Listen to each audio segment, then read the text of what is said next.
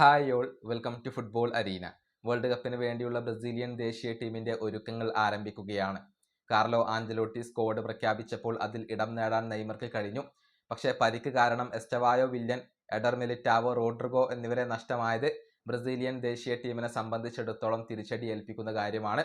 ഏതായാലും ബ്രസീലുമായി ബന്ധപ്പെട്ട ഒരു അപ്ഡേറ്റ് ബ്രസീലിയൻ മാധ്യമങ്ങൾ നൽകിയിട്ടുണ്ട്. അതായത് ബ്രസീലിയൻ ദേശീയ ടീമിന്റെ ഹോട്ടലിലേക്ക് ഫ്രീ ആയിക്കൊണ്ട് പ്രവേശിക്കാൻ, അതല്ലെങ്കിൽ ഏത് സമയത്ത് വേണമെങ്കിലും പ്രവേശിക്കാനുള്ള ഒരു അനുമതി ഇപ്പോൾ താരങ്ങളുടെ കുടുംബാംഗങ്ങൾക്ക് നിഷേധിക്കപ്പെട്ടു. അതിന് വിലക്ക് ഏർപ്പെടുത്തി എന്നാണ് ബ്രസീലിയൻ മാധ്യമങ്ങൾ റിപ്പോർട്ട് ചെയ്തിട്ടുള്ളത്. അതായത് വേൾഡ് കപ്പിനിടെ താരങ്ങളെ സന്ദർശിക്കാനുള്ള ഒരു അനുമതി ഇപ്പോൾ ഫാമിലിക്ക് ലഭിക്കില്ല, കുടുംബാംഗങ്ങൾക്ക് ലഭിക്കില്ല എന്നുള്ളതാണ്. മറിച്ച് ഒരൊറ്റ ദിവസം മാത്രമാണ് CBF അനുവദിക്കുക. അതായത് ഒരു നിശ്ചിത ദിവസം അനുവദിക്കും.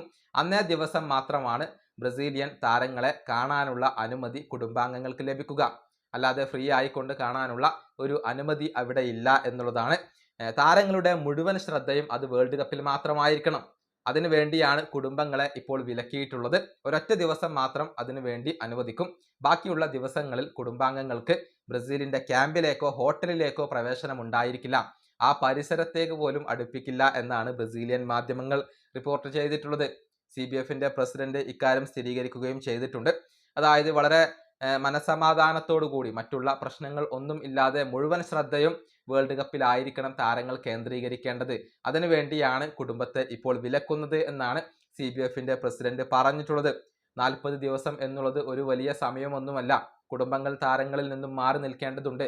അവരുടെ മുഴുവൻ ശ്രദ്ധയും വേൾഡ് കപ്പിൽ മാത്രമായിരിക്കണം എന്നാണ് CBFന്റെ ഒരു തീരുമാനം. ഏതായാലും ഇതൊരു നല്ല തീരുമാനമാണ്. താരങ്ങൾ എല്ലാവരും നല്ല രൂപത്തിൽ ഫോക്കസ്ഡ് ആയിക്കൊണ്ട് കളിക്കണം എന്ന് തന്നെയാണ് ബ്രസീലിയൻ ആരാധകരും ആഗ്രഹിക്കുന്നത്. ഈ വീഡിയോ അവസാനിപ്പിക്കുന്നു. അടുത്തൊരു വീഡിയോയിൽ കാണാം.